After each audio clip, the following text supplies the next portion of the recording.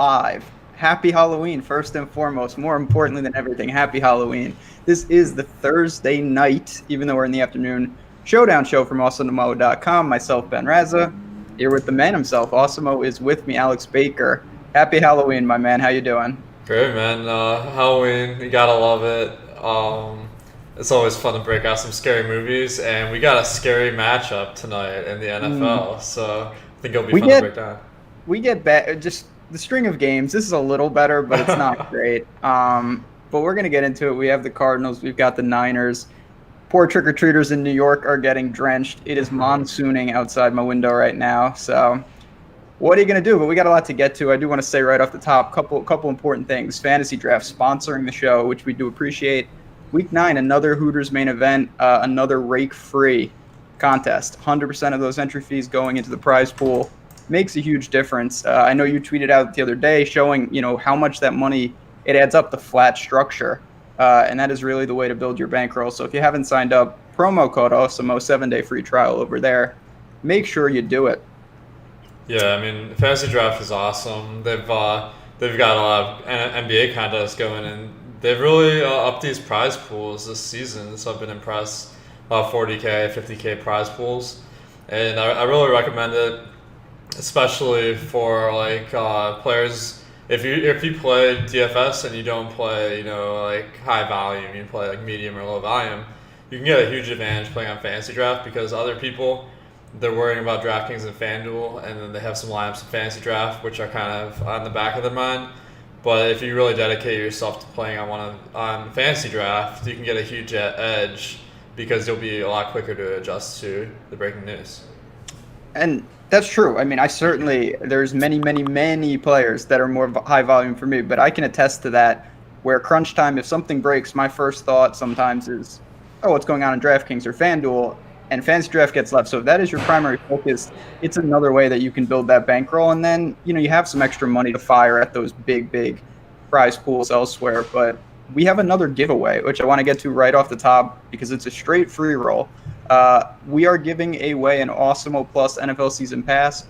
All you have to do is go to Twitter, retweet, like, and reply with the player who scores the most fantasy points tonight between the Niners and Cardinals on the Awesomeo.com Twitter feed. So go and do that. Again, it's a straight free roll. You'll be in a drawing to possibly win that subscription. You get a ton of things behind the paywall, all the tools and all the resources. Yeah, man. I don't know how we're able to give away all this stuff. Who knows? You're a man of many mysteries. So you make it happen. We're going to get into this. But right off the top, we seem to get undefeated teams all the time. So we have the undefeated Niners just rolling along. It's not the best spot, honestly. Short week. They do travel to Arizona. They are a 10-point favorite with an over-under around 43 is what I'm seeing. I guess, as we always do, what is just your first impressions of the game? I mean, that combination is deadly because, 10-point favorite and it's only a 40-point total. I mean, this is going to be a really slow slog where probably the 49ers will dominate the game. And they're doing it with their defense. They've only allowed 5.5 yards per pass this year. The league average is about 7.5. So it's just been really hard for teams to move the ball versus the 49ers this year. It really has. They have a formula, and they are running it, pun intended. They just run, lean on the defense. The pressure they can generate with Bosa and these other guys on that line is just, we see it every single week. So there's a lot to like there. But it is, again, a short week on the road. That's never an ideal situation. It's the Cardinals, so not the worst thing in the world for them, but we'll see what they can kind of produce. We still have, of course, 8 hours till lock. There are some injuries that we certainly want to get right off the top, and it's honestly, it's just all the running backs, it feels like. So we've got Chase Edmonds is out. David Johnson has the Q tag, but from what I've seen, and yeah, it looks like he is not expected to play. So Kenyon Drake, right, fresh off the Miami dumpster fire, is thrown into the fire for the Cardinals. What do you make of that situation? And then on the other side, I'll touch upon those injuries in a second. Yeah, that is a really interesting situation because usually with other positions it takes them a while to get kind of plugged into the system. But with running back, we see guys, get put on new teams, and then all of a sudden, right off the bat, they are the number one guy. And I think that's what we're going to see tonight, based on what everyone is saying in the media, is that Kenyon Drake is going to just supplant or replace Chase Edmonds, who replaced DJ, and you're not going to see much of the other guys. Crazy. Yeah, they are running out of backs. And then on the other side, the Niners, it's not a huge issue because they have so many guys in that backfield. Tevin Coleman, fine. Wilson, fine. But Breida and Mostert are both sporting Q tags right now with ankles. We will have to wait and see. They have a committee approach, and maybe it affects the volume a little bit, but they're not going to be nearly as hurt as the Cardinals just because they have so many bodies. So we'll keep that in mind. Other than that, Kyle Juszczyk is out, but I don't think he's going to play. Yeah, I know. Just tear up all your research. What a game over. But other than that, I think we're good to go on the outside. So let's jump into it. I guess we'll go with the Niners first. Like I said, an undefeated team, doing it mostly with that running game. So I guess I'll start with Jimmy G then. I know quarterbacks are always very popular, but what do you make of him tonight? I think that, he's a good play if you're playing certain game scripts. He has averaged, let's see. Wow, he's done horribly this year. He's only averaged 9.6 fantasy points per game. That's not really what I'd expect. What I generally look at is the efficiency, because a lot of the game flow goes into the quarterback production. So I'm pulling it up now. San Francisco so far in the year, 7.9 yards per pass. That's above average. And Cardinals defense isn't too bad. So if he has to pass the ball, it could turn out very well. Yeah, I think the thing to take notice of is he hasn't been good. Let's get that right out of the way. But he also hasn't been bad. They're winning, and they don't need him. Now, maybe that continues. But as you mentioned, there's a lot of game scripts where maybe they are pushed. Maybe it is a different script. Maybe the Cardinals can stop the run a little more than others. So it'll force Garoppolo to open up, and we'll take the increased variance. Yeah, maybe it exposes him, but maybe it gives him a chance to get some bonuses to actually get out and throw the ball. He's going to be very popular, price-wise. He does top the slate, and that's not really a surprise. But I think people are a little hesitant maybe to go there as much just because of the way the Niners have been playing. Well, I think the thing is he just hasn't thrown for very many touchdowns here. Well, actually, not terrible. He's averaging about a little bit more than one a game. But what we're seeing is that the star receiver on this team, George Kittle, his game log looks equally bad as Garoppolo because they haven't really connected in the end zone. But that is pretty random, like whether they run it in or pass it in. From my research, teams do it at about an equal rate compared to the yardage. So I think that there's a pretty good chance Garoppolo throws for a couple touchdowns. The team's projected to have 3, so it's kind of a coin flip whether they rush for more or pass for more. Yeah, I think there is some noise around. I know that the Niners, they do want to run the ball, and Kyle Shanahan's been fantastic at being able to do that. But at the same time, I think it's been extremely tilted in that favor where the defense is just short fields. And then, we saw last week Coleman had 4 touchdowns, not all on the ground, but still, that is an anomaly. I think Jimmy G is going to start getting some more work. And again, if you want to be, I don't want to say against the grain because it's a quarterback, so he's always going to garner ownership. But I think the mentality with the Niners is run, run, run, and that translates to what people think about this game. The problem that I want to ask you about is the Niners receivers is an extreme whack-a-mole situation, and now we add in Emmanuel Sanders. What do you make of it talking about these pass catchers? I think there's a hierarchy starting to emerge. Now, last week, I believe Marquise Goodwin didn't play. I was reading up on that. It seems like some personal situation. But even the week before that, when he did play, he was barely on the field. So he's kind of at the bottom of my list. Richie James, someone who's played a little bit this year. I'm expecting him to be inactive, my best guess. So we're left with Sanders, Pettis, Samuel, Goodwin, and Bourne. And I think Sanders, I was really surprised they kind of just plugged him in. He played pretty much every passing play last week, so he'd be my top guy. And then I think the pecking order is Deebo Samuel second, Kendrick Bourne is third, Pettis is fourth, and Goodwin is fifth. How do you kind of have him rated? So, it's a situation with Deebo Samuel is kind of a gadget guy. It's a rookie out of South Carolina. We've gotten the ball with in some space and in some different ways. But I tend to agree with you that I was impressed as well with Emmanuel Sanders kind of seamlessly fitting in. Other than that, though, I think you can kind of look to maybe someone like Pettis or Samuel as that next guy. I agree. Not all of these guys, you're right. Richie James probably the short end of the stick. Somebody's going to be inactive. They can't carry them all. So that's step one. Let's see where that's at. Goodwin already was a boomer bust, but now with limited, you're literally hoping he gets a target and it's a 60-yard bomb, and that is just the narrowest path that you're going to ask for. Well, so for me, what? No good? Ben, you played Showdown the other night. Alan Hearns, he was part of the winning lineup. Almost take Swan, that's right. That's what the Dolphins like to do. Sure, why not? So yeah, I think if you want to look, certainly if you're doing a Jimmy G and captain, you're going to want some of these guys. Now I know Kittle is the marquee guy. When you say hierarchy, do you have him above all the pass catchers in terms of the wide receivers? Yeah, for sure. At the start of the season, he was head and shoulders above. Now he's above Sanders, but the gap is a little bit narrower than it had been in the past because they do have that number one receiver now.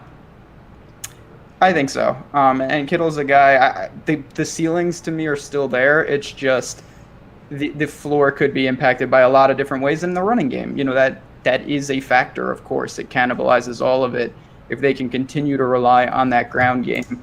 So I like that. If I do roll some Jimmy G at captain, I won't be shy of pairing a couple of these guys and hoping maybe the Niners do have a different script.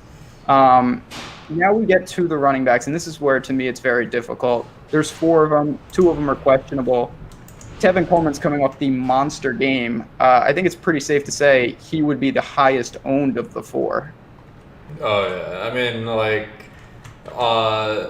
People really looked at the box scores and also on the sites that show the average points per game. So Tevin Coleman is probably going to be the clear choice of the public, but I think it's actually pretty close between him and Breida, assuming Breida suits up. I was reading that he's expected to play, so I think that maybe the contrarian play is to play Breida, and we know that he can go out and have a huge game too. So I tend to agree, and it's not, Tevin Coleman, I get it, and he was phenomenal last week, but I do think that the recency bias is going to inflate a situation that maybe isn't as top heavy towards one guy like that. People are going to see 4 and they're going to say, okay, Tevin Coleman, these other guys are hurt. He's going to have a workhorse role. I totally disagree with that notion. Certainly going to have opportunities, but if Breida is healthy, I would look there. And if Jeff Wilson slides in as that second guy, I will look there. I think there's a lot of production to go around. And when you're talking a fraction of the ownership on a team that's a 10-point favorite and expected to run the ball, I will certainly look to kind of swerve within the running backs with these Niners guys. I think that's a good strategy. Last week they had 4 running backs active, which is extremely rare in the NFL. And that's just going to make it so hard to peg down who gets the touchdowns, which is the main factor. So you might as well just kind of randomly pick. I think so. See, chat agrees. They know. Our chat, we got some more people watching this show. But they did bring up a good question that I want to ask you. How interested are you of maybe trying to pair up 2 of these backs and hope for a really dominant Niners run game? In a full slate, I would say maybe it's a net negative, but in a one-game slate where maybe the 49ers ground game is the only way that anyone scores points, that isn't even a question. I don't prefer putting 2 running backs from the same team, but it is in a situation I actively try to avoid. Yeah, I think, we've seen it play out. If you're going to do that, Niners defense, those type of plays, really just a full-on demolition as they've kind of been doing. There's plenty of work to go around on the ground. and you can try that. It's not at the top of my priority list of what I want to do for this slate, but I wouldn't discourage anyone if they do want to take some stabs with that. Ben, we just had this Antoine Murphy in chat. He said he's fading all 3 to 4 running backs from the 49ers. How do you feel about that? So that's interesting because to me, if you want to do that, then you're really taking a radical game script. That is something we have not seen so far this year with the Niners not producing anything on the ground. If you do that, you certainly, to me, have to look to someone like George Kittle, and then you're probably running it back with an aggressive Cardinals type game. You hope somehow they can get up, and maybe it falls to guys like Jimmy G and the pass catchers, in my opinion. Yeah, I like it, man. Maybe like Kenyon Drake. You have him in the captain, then you run it back with Garoppolo and Kittle or something. Okay. Nice. Kenyon Drake captain, you're speaking my language. Just this guy, he follows me everywhere. Well, he showed how much of a beast he was in Miami, so we got to buy yeah, it. that's Right? it. Dear God. But so looking at the Niners, the one thing that I kind of found interesting, and we save kickers and defense, so we'll do that in a bit. Is there anyone priced down, in terms of cheapies? I didn't see a ton. Is there anyone kind of under the radar or really, cheap that you're looking to? That's a great question. Let me pull up my top showdown plays, which is free today, and Yes, it is. you can sort by value here. I think that are we talking strictly 49ers right now? Yeah, I think so. We'll do the Cardinals in a sec. I'd say Kendrick Bourne, maybe. We talked about him, but he's just pretty cheap, and he saw the field more than a lot of guys last week as at the wide receiver position. Marquise Goodwin coming back may threaten his role a tiny bit, but he's a nice value play. Okay, yeah, I don't see a ton down there, really. I think, other than that, after that, you just have a string of tight ends that have basically no value at all for them. And as you kind of alluded to, when we get to the Cardinals in a second, they've got a bunch of guys that if you're looking for a dirt cheap play, I have a feeling it's going to be on the Cardinal side of this game. The Niners production, it's not concentrated, but it is dispersed amongst pretty fairly valued and priced guys in this game. Yeah, I agree. All right. God, I try to delay it a little, but I guess we will talk some Cardinals now. So we got an interesting team. I'll have to admit, Cliff Kingsbury, I thought it was going to be a disaster. It hasn't been a disaster. They've shown some signs, and in a lot of ways, they're playing okay, and I guess that starts with their quarterback. So we've got Kyler Murray, who's facing, as we both talked about, a brutal defense. Do you think that maybe there's a case to be made that it'll force him to run more? We know he's athletic. Or do you think this is just a situation where he's really overmatched? Well, if they're trying to win, I think they're going to have to run the ball more than normal. That's kind of a cliche, but what I'm saying is the 49ers have been about average versus the run, but superior against the pass. So if I'm a coach coming into this game, I would certainly try to run the ball a little bit more than normal. I think they have to, and with the lack of running backs, as we talked about, DJ and Edmonds are both hurt. I think it should fall to Kyler Murray. Now, I was shocked. I won't be afraid to say it. He had 10 or more rushes in 3 straight games. Then he went into New Orleans, and he had only a pair of carries, and they got blown out. And I really was surprised. I thought that in negative game scripts where they were playing catch-up, part of the way that they would come back is using his legs. He's incredibly athletic. Getting him in space, I think they need to go to that tonight to try to diffuse this pass rush. Because if they have him just dropping back, it's going to be a long night for Arizona. Yeah, I think you're right on there. He's averaged less than 7 yards per pass versus the top or the second best passing defense in the league. You gotta not be high on his chances there. Yeah, tough spot. So of course he's priced up along with Garoppolo on both FanDuel and DraftKings as the second most expensive guy on the slate. But then due to injuries, there's a gigantic dead zone with the Cardinals. We don't have another player. Looking at DraftKings, we have Kyler Murray at 9,800. The next guy who looks like they're going to play is Christian Kirk at 7,200. So immediately you have a vacuum, and I assume that you have to at least consider some of these Cardinals pass catchers.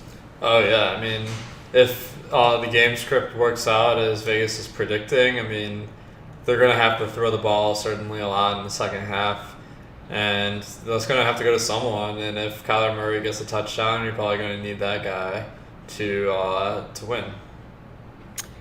Yeah, it's it's a situation they've been using a ton of receivers.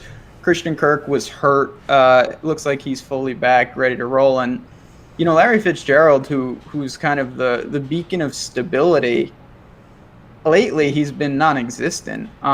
So I don't know what you really make of that. To me, I actually would rather go with Kirk than Fitz tonight. Do you have a preference of the two? I agree with you. Yeah, I think Kirk. He's been seeing the field, or I mean, he saw the field more than Fitz last game, and Fitz has kind of been trending downward as far as snap count. So I think that Kirk's probably the safer play. Yeah, I think so. And for me, if you're going, of course, this is going to be against the grain. If I was looking for an off-the-wall captain, it would be more someone like Kirk. I think the upside is there where, Fitz could be a middling flex play, but I don't see a ton of scenarios where he has a monster game. Of course, touchdowns are fluky, but man, that seems like a tough ask. Whereas Christian Kirk is an athletic guy, maybe they can get him over the top a bit. Because as you talked about at the top of the show, when you have a 10-point spread and a total hovering, in the low 40s, Arizona's not expected to put up a ton of points at all. Oh yeah, I mean, what does that equal? Like one touchdown and one field goal? That's pretty rough. Yeah, it's bad. They're really, their implied total, it's in the middling teens, so it's not a good situation. And so if we do target them, we're either going to need them to certainly hang in or to be really, really laser focused and grab that maybe lone touchdown to be part of the optimal tonight. Because, as they pumped it up, the Halloween bump, this is a gigantic, I think it's 300,000 to first over on DraftKings tonight. That's awesome because, I mean, like, I'm kind of feeling FOMO because, we're too old to trick or treat, but you know what? It's best to get in your little sack, man. It's 300K. Like that'd be a pretty good. That's good. Yeah, that translates to a lot of candy bars by my calculations. So, I'll take that over candy any day. So working down, we talked at the top of the show because of the injuries, and then we'll go to the cheapies, which are the other wide receivers. But Kenyon Drake really is expected to kind of assume the lead back role. They do have a couple other guys in Zach Zenner, who's a former Lion, Alfred Morris. What do you make of another really confusing backfield? I don't know exactly what to make of it. I won't kind of try to assert that I know more than I do here, but I agree with your assessment that, I mean, Kenyon Drake is supposed to be the guy. Last game, we saw Zach Zenner was a second running back, and Alfred Morris barely played. So Alfred Morris would be kind of the guy I expect to go over-owned just because he played on Dallas and people know who he is. So I think Zenner or Drake would be the plays here. Yeah, Kenyon Drake is someone I'm interested to see. I wish he had a little more, just not even repetition, just time to be with the Cardinals. Because this is a spot I think they could utilize him maybe in the role that I thought they should have in Miami more.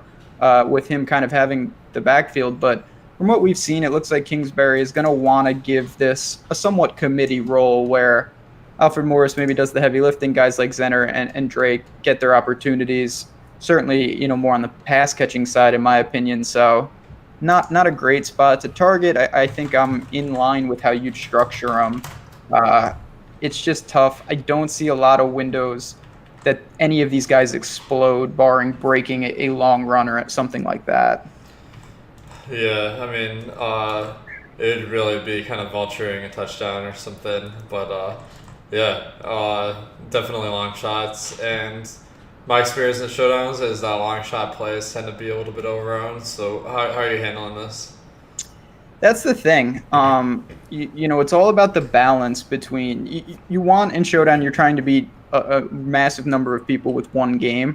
But we've talked about several times. There's an art form to doing that, and it's not just taking guys that are going to be, oh well, they're not at the top of the list. If a lot of people think like that, they end up coming in at like 15%, and they're one of the best fades on the slate. And I think you might see that with some of these Cardinals running backs. So I'm going to really take the next time between now and lock to see if we can get some inkling of going and we'll see. It's tough with coach speak. You can't really, we've seen time and time again, don't listen to these guys. This is the same guy that said David Johnson was going to do things, and then Chase Edmonds had 90 points. So we'll see, but I do agree. You want to be careful with some of these overowned middling plays as punts, because it can be a way to differentiate, even if it's only from a fifth of the field. Yeah, I think that the most important thing is probably just not playing like a lineup full of guys that you love. Because if you do, like, I mean, so many people are going to try to get that lineup they feel comfortable with. So maybe just being a little bit uncomfortable with some of the plays, that might be the trick. Definitely. And within reason, that's what I always preach. You want to change it up a bit, but you can't, don't be playing backup quarterbacks, because that's different. That doesn't really make a lot of sense. But looking at the rest of the Cardinals, there's not really much to say. They don't utilize the tight end much. We've got Charles Clay, and then we've got, as I mentioned, I think the cheapies are going to come from the Cardinals. So what do you make of guys, a little lower down the list, the Keyshawn Johnson, the Sherfield, Isabellas of the world? Well, Keyshawn Johnson was inactive last week, kind of surprised inactive, so that will definitely be someone I'm trying to avoid. The four kind of guys, I mean, we know Kirk and Fitz, but then Trent Sherfield and Damier Byrd, those might be kind of the lower owned guys, just because they don't have much name recognition. And then, as you were mentioning, tight end is kind of a spot where the Cardinals don't run tight ends as much as other teams, but Max Williams, I think, is about as cheap as it gets. So maybe if you really need a 200 guy, or I don't know his salary offhand, but it's super low, then maybe that. It is. He's $400. So well, forget everything I said. Game over once again. Pharaoh Cooper is the min. Other than that, though, but as you mentioned, $400, dirt cheap price tag, and Damier Byrd is someone, he's gotten some pretty consistent targets. It hasn't materialized into a ton, but again, that's when you're not scoring, it's hard to have monster games. So what we're looking for is a lucky touchdown from one of these guys. And if you're going to back Kyler, somebody's going to have to do it. Maybe he utilizes the backs, maybe he utilizes Christian Kirk, but there's got to be more to go around. So I assume that you're pretty comfortable pairing Kyler with some of these backs, someone like Drake, right? Yeah, definitely. I mean, like, I won't go out of my way to pair them, but I want to kind of talk about this top showdown play tool a little bit. Please. I give the chance that each player will be either the second through sixth highest scorer on DraftKings or second through fifth on FanDuel. And some of these receivers, I mean, Damier Byrd on FanDuel, 8.5% chance of being top six. Kendrick, that's the wrong team. And then we got Trent Sherfield, a 4% chance on DraftKings. Trent Sherfield has a 3% chance. Damier Byrd has a 9% chance. And if those chances hit, I mean, those are a little bit of long shots. But if they do, then you're going to need that player in your lineup for sure to win. And that's really, that's one of the reasons I love a tool like that, because it shows you the path. And what happens often in Showdown, even early, you kind of realize, okay, it's a tournament within a tournament. Because if someone like Trent Sherfield breaks a long touchdown, you're going to need him. And then it becomes, okay, let's take all the people that have him. And that's what you're really measuring with that tool. So it is free today. Go check it out. One of the many things that we have usually behind the paywall. And it is a really valuable resource for a game like this where, we can talk about the plays, but everybody, if there's an obvious play, they're going to be massively owned, of course, because it's only one game. The crazy thing, man, is some of these guys are so low they didn't even make our ownership. Like Trent Sherfield and Max Williams aren't even on the ownership. So I think if they didn't even like get high enough projections to make it there, then you can imagine how low owned they'll be. Yeah, I mean and we've seen again, it can happen. All it takes, and in a game like this where I do think there's a reasonable scenario that it's lower scoring, kind of grinded out, that just equals normally lower fantasy production all around. So maybe you can get away with, not everyone having a monster game. It might just be, allocating the salary properly. And I think that's a pretty good segue into defense and kickers, which are more reserved for grinded out type games, unless you're the Patriots. But what do you make? Certainly, the Niners defense, I think, is going to be popular. What do you make of the kind of both of those? And then we can talk kickers. So I think, the defense, 49ers defense really may be overowned because Kyler Murray he hasn't shown a tendency to throw interceptions. He hasn't been good, but he's only thrown interceptions on about 1.5% of passes, which is about 2/3 as often as an average quarterback. Um, and then as far as sacks, I have the 49ers projected for about 3 sacks. So this isn't really adding up to a tremendous defensive projection. And given that defenses have been so great in Showdown recently, this might be a situation where you want to come in under the field on defense. I think it's an interesting spot because, again, and I know it hasn't been with the Niners in particular, to me there's a recency bias within just 2019 of these defenses on showdowns getting there. And I think people are kind of gun shy about not playing them. We've seen the Patriots do it time and time again, and what I would argue is over-owned. Doesn't mean it can't work, of course, we've seen it. But to me, I will look to the Niners, and when I do, I think it's a reasonable play to try to leverage them in a flex spot because I think they have a much better chance of disrupting Kyler in the form of 5 or 6 sacks tonight than breaking a slate with multiple pick sixes or something like that. That's more reserved, with a captain mentality. So I think they might be a fine play. And even their game log, you see a lot of very quality performances, but that may not be a captain role. That's more of okay, that's one of my 5 flexes, and then I'm looking for that home run play in the captain spot. Yeah, definitely. I mean, you gotta pick 6 guys, so it's hard to find ones you all like. So maybe throw in some defense in, but one of the plays that might be intriguing is the Cardinals defense. I mean, it's kind of against the grain. How do you feel about their chances? So I mean, I've been taking that mentality with several games like this. With when I look to the Jets defense, spoiler alert, that did not work. But the Cardinals defense is interesting if we think that Jimmy G will be forced to throw a little more, because what we're looking for, as you talked about, interceptions, turnovers. Fumbles are kind of more fluky, so it's hard to project them. What we need from the Cardinals is a way for them to stop this run, maybe somehow get a lead, and then force Jimmy G to throw. And then you get your opportunities. Not to say it will be good, but at least you have your chances. So on teams that I build for maybe a Cardinals onslaught, I know that's a ridiculous thought, but where they can maybe get up, I will roll the Cardinals defense and hope we get that scenario.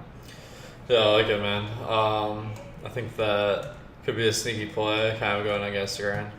Yeah, and they're not going to be, I'm looking at the ownership right now. They're not projected to be popular, and I think that makes sense. A lot of people have seen how ridiculous this offense is for the Niners, and I would argue, yes, it's been great, but a lot of it's been due to the defense, short fields, and certainly from the running attack. So we will have to wait and see what we can do if they can stop the run. If not, we have to build with different scenarios. And that's why, you want to take into account multiple teams, different things. Looking at the kickers, we've got Zane Gonzalez, Robbie Gould. Any preference? They're priced very similar over on DraftKings. I mean, the preference would certainly be for Robbie Gould because he plays for the better team. That's right. I mean, but really, kickers are always a good filler. They're usually priced well for their average points. I definitely won't take them in the captain very often, but they make a nice way to round out your lineup. Yeah, I think what you're looking for. Again, if you think the Niners can control the game on the ground as they have, the defenses are turning it over. What you kind of do, you hope, A, they stall in the red zone, of course, because that's what you need. And B, it's a quicker game because then, racking up a couple field goals and a couple extra points can be in the optimal. The longer the game goes in terms of more plays, I think it hurts the kickers just because there's more fantasy points being produced on every single play. It gives more opportunity for 6 guys to pass a guy like Gould. So I'm with you there. It's a tough, we talked about this with the Redskins last week, and it turns out Hopkins was fine, but it's a tough ask for a Cardinals kicker because we just truly don't know how many chances they're going to have to even kick. Yeah, I mean, since I don't spend a ton of time researching kickers, what I like to do is I'll look at the props. And the prop for Arizona's field goals was 1.5, shading to the over actually. So, I mean, if he gets 2 field goals, which should happen at least half the time, if you trust that prop, that could definitely be in the winning lineup.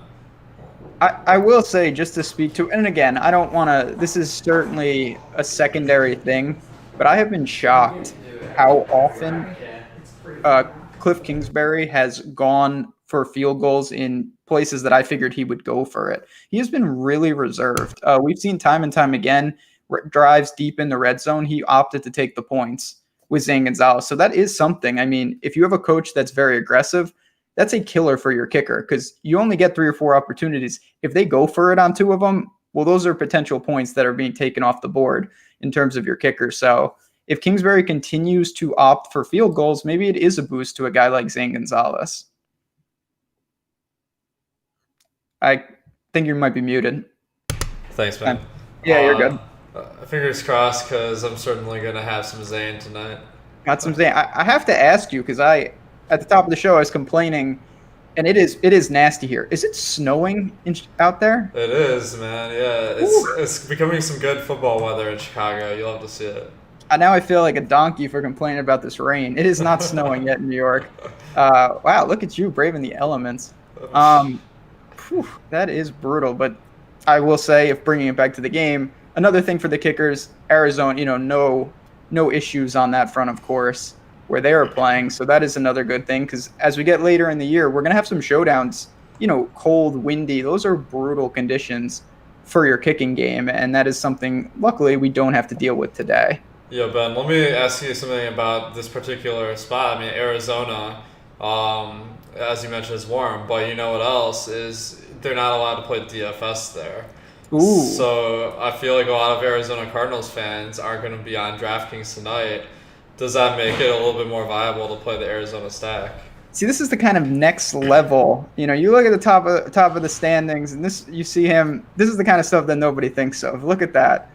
Will nobody play the Cardinals because they don't have the homerism ownership bump? You never know. And I do think we've always taken, and it's not a sure thing, but I have always taken the mentality, and you've talked about this a lot. I know it feels like there's no chance the Cardinals win this game. There is a chance. There is a chance the Redskins would have beat the Vikings. And if Case Keenum didn't get hurt, honestly, that's a whole nother story for another time. But you have to at least explore scenarios where the Cardinals win this game. And if they do, you ask yourself, okay, how does that happen and how do I build? And you're building against a far less amount of teams than saying, okay, the Niners are going to run it down their throat. Their defense is going to force many turnovers. Most people are taking that mindset. So just be aware that you want to keep in mind there are other factors at play and other scenarios when you just look at the Vegas line. Absolutely. And the line isn't even really that skewed. I mean, the 49ers have about a 80% chance to win. Cardinals 20%. And if more than 80% of the people have their lines built like the 49ers will win, that creates the opportunity. Yep, and that's what we're talking about. This showdown is all about balancing ownership against chance of success. And that is why things like the Patriots defense, in my opinion, even though it's been working, I think long-term that maybe is not the best move when they are over-owned. Maybe we see that with the Niners today. We'll have to wait and see. But just to, we got a couple minutes left and we'll bounce on out of here. For captains, I know we talked a little about it. We've got the quarterbacks. Is there a skill position player on either side, really, that you think is an interesting build if you don't want to use a quarterback? Ooh, not use a quarterback at all in the flex, you mean? No, I just mean as a captain. Oh, as captain. So I'll say on usually I'll see on FanDuel like the quarterbacks are superior as captains because it's harder for skill position players to exceed their point totals. And we're seeing that again today. I mean, about a 50% chance that one of the two quarterbacks will be the top scoring player on FanDuel. On DraftKings, it's a lot harder. I think Kyler Murray has a better chance to outscore his receivers because it's so spread out and because he runs the ball. But Jimmy Garoppolo, he's the highest owned captain according to ownership projections. But George Kittle actually has a higher chance of being the top scoring player because it is so concentrated, the production. So I think that'll be kind of how I build my lineups is maybe preferring skill position players. Yeah, I think Kyler, that is one thing, and we've talked about this a little with mobile quarterbacks in the past. He does have that out that even in some scenarios he could run it in and it serves, as we've talked about on the show, when running backs, when they're scoring, if it's on the ground, they're taking all the points for that play. Kyler has that ability. Jimmy G really doesn't outside a ridiculous outlier. So that is something to keep in mind. Kittle definitely. For me, on the other side, if I had to go to one, I'm going to take some stabs with Christian Kirk. I just think that he is the focal point of the Cardinals' passing attack. We'll see what Drake can do. I'm not super high on Fitz tonight, so I think Christian Kirk against the grain, Cardinals captain for me. I like it. I like it a lot. Okay, good. That's what I like to hear. All right, so the last thing we do before we get out of here, and I do want to remind people real quick once again, go to our Twitter, retweet, answer the question, and you get into a draw to possibly win an Awesemo Plus NFL package. Good stuff. All you got to do is name the top scoring guy in tonight's game. You'll go there. The information is there. So definitely go and do that. But is there someone, you've alluded to a couple, maybe the Niners defense, that you think maybe is a little over-owned tonight? Alfred Morris would be like a clear answer. I mean, I think he has just like no chance. I like it. Yeah. It's a little bit hard to say at this point because if all four running backs are in play or are playing, I think that Jeff Wilson and Raheem Mostert will be overowned. I'm not really high on their chances of both Breida and Coleman suit up. And then as we talked about, I mean, the 49ers defense. How about you? Who are you kind of projecting to be overowned? So I think for me, definitely the Niners defense. Larry Fitzgerald on name recognition. I think I know he hasn't been playing well, and maybe that tempers it a bit. But I think people are going to look and say, "Well, I got to get somebody. Let me just take Fitz from the Cardinals." And then I'm with you. My plan with the Niners running backs on some teams is going to be not targeting Coleman. Whoever I think is going to be that second guy. If Breida is out, maybe someone like Wilson. If Breida is in, Breida himself for me. Because I do think that no matter what, they're not going to give a workhorse type load to Coleman. Someone behind him is going to get serious work, as we've seen in the past. So that's a guy that I'm going to be buying on. And we'll see what happens. I mean, that's really what Showdown is about, is taking a couple chances and hopefully it connects the dots. Yeah, man. I think that's a good strategy because Coleman, he's kind of the guy everyone will pick because he had such a great game last week. And if you just get a little bit contrarian, that gives you edge. That's what we do, and that's what it's about. But I do want to say, we'll give final thoughts in 1 second. Chat, as always, 12, right in the middle of the day on Halloween, you still show up, and we really do appreciate that. If you can hit the like button, though, it does us a great service. It helps keep this show in front of the paywall, and we love to bring it to you each and every Thursday. Any final thoughts before we get on out of here for Week 9 Showdown? Yeah, I think what we've been seeing in previous weeks is that if you there have been some really obvious game scripts like New England versus Jets, and that came true, right? So what I've seen in these instances where everything goes according to plan is you don't win very much when you win. I saw people. I mean, first prize was like 300K and they won like $1,600, and that's not a good strategy long term because most of the time those lineups don't win, and if they do win, you don't even win that much. So if you just fade the most popular lineups, I think that can be a good move. How about you?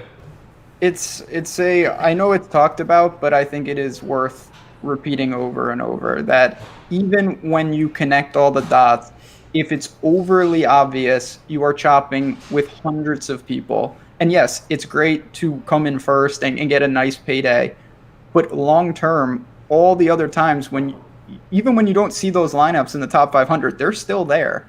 And when you're running with 150, 200 other people, long term, your equity is shot. So what you really want to do is say, okay, balance uniqueness with actual path to success. And then if you do hit, you really get paid off. You split with 3 or 4 people, you're talking a massive sum of money. And that's really the trick of it. So I know it's tempting to just make a team that's almost 50,000. That's very logical, but you are dodging a lot of things. And honestly, long term, it's not the way to go. Yeah, I mean, imagine if you had the chance to go to a house that instead of 1,500 candy bars, they gave you 300,000. But I mean, it was harder to get to. I mean, that's what I'm going for. Yep, that's all. That's what we do on the show is just mass candy bar consumption and acquisition. So on that note, happy Halloween again, everyone. Go enjoy yourselves. Hit that like button, and if you have any questions, get in our Slack. We'll certainly be in there. We have plenty of other contributors talking Showdown tonight. We're gonna bounce on out of here, but good luck. And again, we'll be back for Week 10 Thursday Night Showdown.